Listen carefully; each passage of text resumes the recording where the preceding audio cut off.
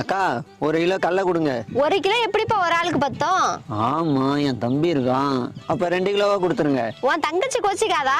சரி 3 கிலோ கொடுங்க. உங்க அப்பா கஷ்டப்பட்டு உழைக்கிறாரு. 4 கிலோ கொடுங்க. வாய்க்கு ருசியா உங்க அம்மா சமைச்சு போடுறாங்கல்ல.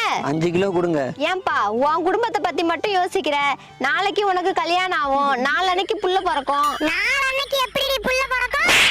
சரி 1 மூட்டை கொடுக்கா. உன்னை பத்தி மட்டும் யோசிக்காத. நாளைக்கு உன் தம்பிக்கு கல்யாணம் ஆகும், உன் தங்கச்சிக்கு கல்யாணம் ஆகும். மொத்தம் எவ்வளோக்கா இருக்கு? 10 மூட்டை தான்ப்பா இருக்கு. சரிக்கா நான் போய் ஆட்டோ எடுத்துட்டு வரேன். ஏண்டி அவனை ஏமாத்தி விக்கிற? இதெல்லாம் தொழில் ரகசியம்டி. இன்னைக்கு பாரு நிம்மதியா தூங்குவேன். அக்கா இவனை எங்கேயோ பார்த்த மாதிரி இருக்கே. நான் தான்க்கா உங்ககிட்ட கடலை வாங்கிட்டு போனேன்ல. இப்ப கடலை மிட்டாய் பிசினஸ் ஆரம்பிச்சிட்டேன். மாசம் 1 லட்சம் ரூபாய் சம்பாதிக்கிறேன். எல்லாம் உங்க கை ராசி தான்.